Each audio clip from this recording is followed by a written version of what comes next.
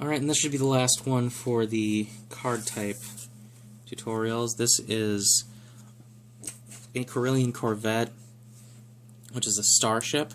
That's what the window from the Millennium Falcon means. You saw the pilot logo on Luke. This one actually means that it has a pilot aboard, a permanent pilot. It has power just like a character. It has armor, which is its defense because it doesn't have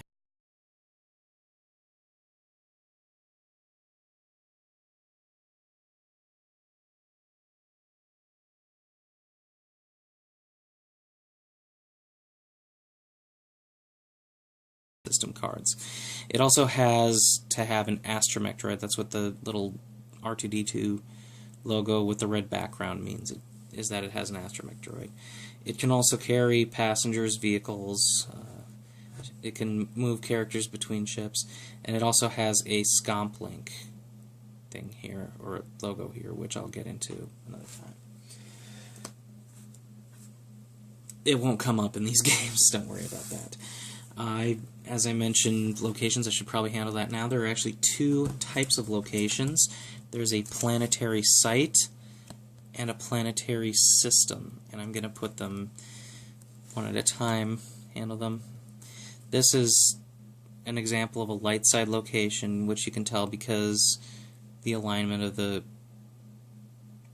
photo makes it look like this is right side up. If it was dark side, it would look like this was the right side up.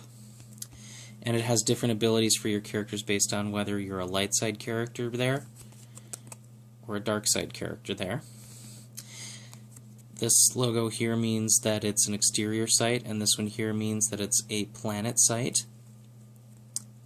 Also, when you see the little dot before card's title, you can tell that that's a unique card. Some have 2 or 3, which means that you can have 2 or 3 copies of that card on the table at a time.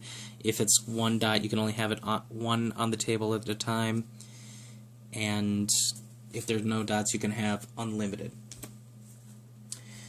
Now, something just to mention during deck construction, you will have a total of 60 cards in your deck. You have to have at least one location, which you can play at the beginning of the game.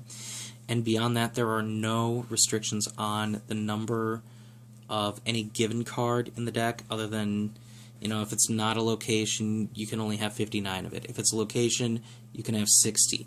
You will lose if it's all 60, just one location, but it's theoretically possible. But it's not like Magic the Gathering or Yu-Gi-Oh! Or Pokemon, where you can only have a few copies of a given card. And I'm going back to the planetary system card now. This is Dagobah, and this parsec number 9. There are, I believe, 11 different parsec numbers in this game, because there's 0 through 9, and it's all based on how close they are to the galactic core. In the lore of Star Wars, Coruscant is at 0. Dagobah is at 9 parsecs out, which is... We're not going to get into the whole discussion of what parsecs actually mean in the lore, because it's been a little misinterpreted. And then there's the rendezvous point out at like 12. So when you remember, the Corellian Corvette earlier had a hyperspeed of 3, it means that it can travel 3 parsecs at a time. So it could travel from 6 to 9 or 9 to 6, or to anywhere closer than... If it's at 9, it can travel as far away as 6 or 7 or 8, as long as it's not exceeding that. And then on a later turn, it can do further movement. This is a planetary system, that's why the planet's there. And each system has different effects based on which